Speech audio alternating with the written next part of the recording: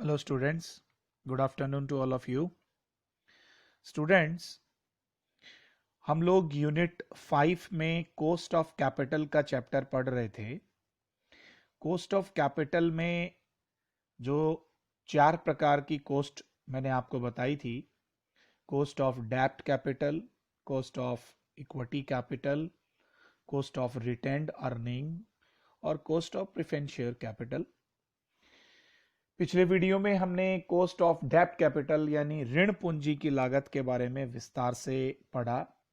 उसे हम शोधनीय ऋण पूंजी की स्थिति में कैसे निकालते हैं, अशोधनीय की स्थिति में कैसे निकालते हैं, आफ्टर टैक्स और बिफोर टैक्स के सारे फॉर्मूले हमने पढ़े।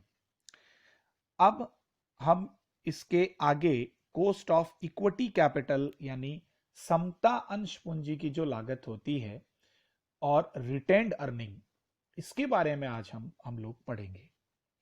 देखिए, आप लोगों को सबको पता है कि इक्विटी कैपिटल क्या होती है।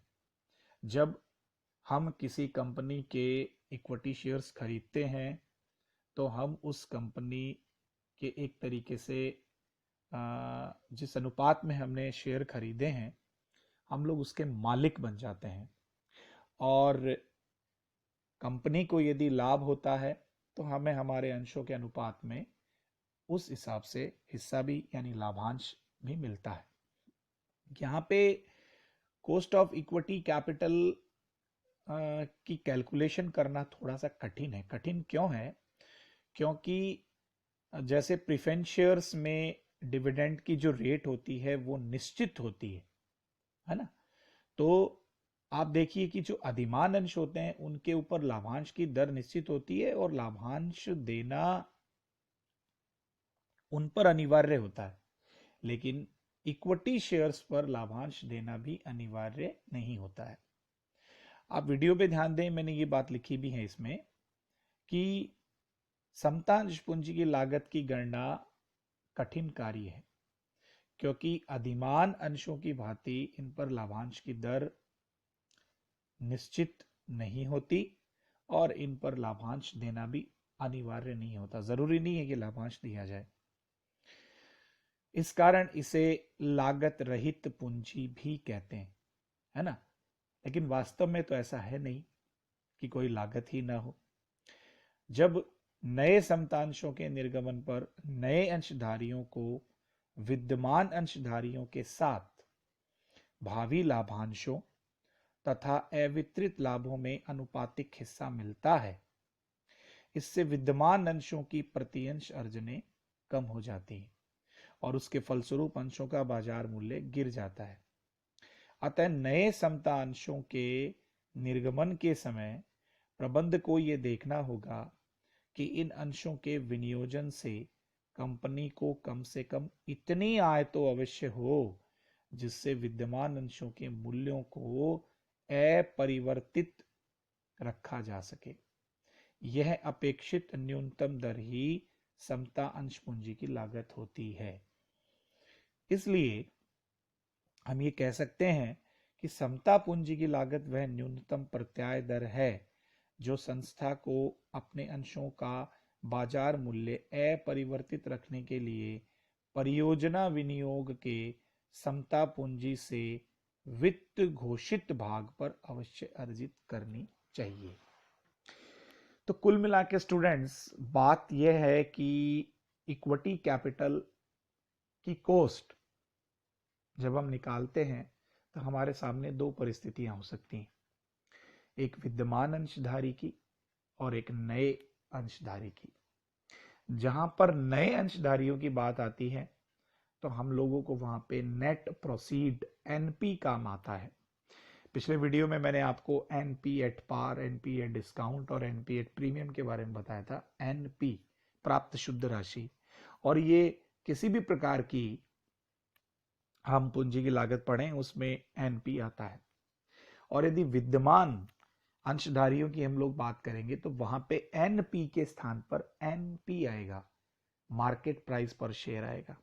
ओके, अब चलिए मैं आपको इसके फॉर्मूले बता देता हूं। देखिए, इसमें लाभांश देने की जो पहली विधि है वो डिविडेंड यील्ड मेथड है। लाभांश प्राप्ति विधि। फॉर्मूला क्या है इसका?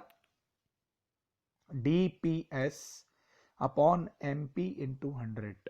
यहाँ DPS का मतलब डिविडेंड पर शेयर है और MP का मतलब मार्केट प्राइस पर शेयर है। उसके बाद अर्निंग यील्ड मेथड, अर्जन प्राप्ति विधि। सूत्र वही है, केवल DPS की जगह EPS आ जाएगा, अर्निंग पर शेयर आ जाएगा। उसके बाद डिविडेंड ग्रोथ मेथड, ग्रोथ में DPS बटा MP इंटू 100 और प्लस G। आपको कह देंगे 7% हम लाभांश प्रतिवर्ष बढ़ाते हैं, 8% बढ़ाते हैं, तो जितना बढ़ाते हैं वो यहाँ पे G में आ जाएगा। और नीचे मैंने इनकी फुल फॉर्म भी लिखी है।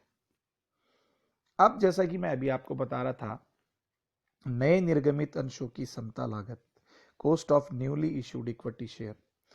तो स्टूडेंट्स फॉर्मूले तो यही रहेंगे, लेकिन इनमें आप देखिए कि DPS अपॉन NP इंटू 100 या DPS upon NP into 100 plus G, और या EPS अपॉन NP इंटू 100।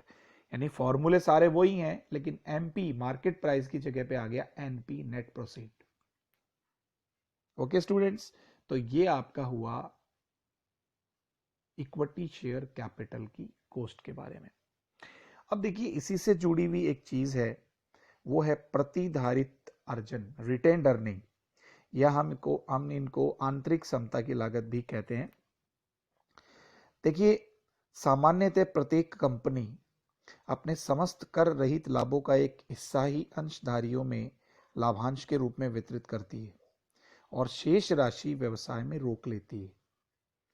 यानी कोई भी जो कंपनी होती है वो अपने पूरे के पूरे प्रॉफिट जो होती है वो अंशधारियों में नहीं बांटती, अपने लाभ का एक हिस्सा रोक के रखती है, ताकि यदि किसी वर्ष इतने पर्याप्त लाभ ना हो कि अंशधारियों को लाभांश दिया जा सके, तो उसमें से लेकर अंशधारियों को पैसा दे दिया जाता है। तो इस प्रकार वर्ष प्रतिवर्ष कंपनी इस आंतरिक साधन द्वारा वित्त पूर्ति के लिए पर्याप्त कोषों का निर्माण कर लेती है, किंतु इस प्रकार कोषों के लिए कंपनी को कोई लागत नहीं चुकानी पड़ती और नहीं कोई किसी प्रकार का व्यय करना पड़ता है, इसलिए इसे लागत रहित पूंजी मानते हैं। लेकिन वास्तव में ये सत्य नहीं है, क्योंकि इसकी कोई स्पष्ट लागत नहीं होती, किंतु इस पूंजी की अवसर लागत, अपॉर्चुनिटी कॉस्ट होती है। और अवसर लागत क्या होता है? यहाँ पे प्रतिधारित अर्जनों की अवसर लागत अंशधारी द्वारा त्यागा हुआ लाभांश है। वो जो लाभांश का परित्याग करता है वही उसकी कॉस्ट है। ओके, अब यदि कंपनी इस आय को संचित करने के बजाय अंशधारियों में लाभांश के रूप में वितरित कर देती है, तो अंशधारी से कहीं और विनियोजित करके कुछ आय प्राप्त कर लेते। इसलिए प्रत्येक अंशधारी प्रतिधारित या रोकी हुई अर्जनों पर कंपनी से उतनी आय की अपेक्षा तो करता ही है जितनी उसे उसके प्राप्त होने पर वैकल्पिक विनियोजन से उत्पन्न होने वाली आय से वंचित रहना पड़ता है।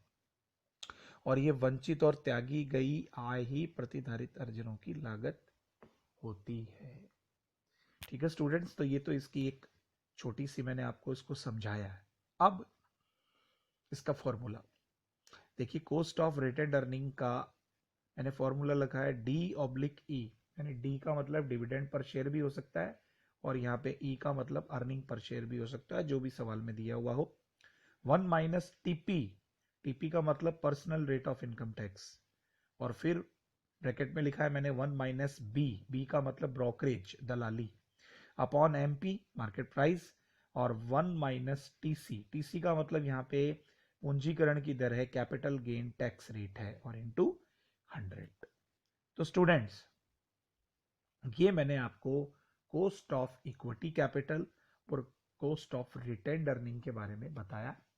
अब हमारी एक कैपिटल और बची है, cost of preference share capital, जिसकी चर्चा हम लोग नेक्स्ट वीडियो में करेंगे।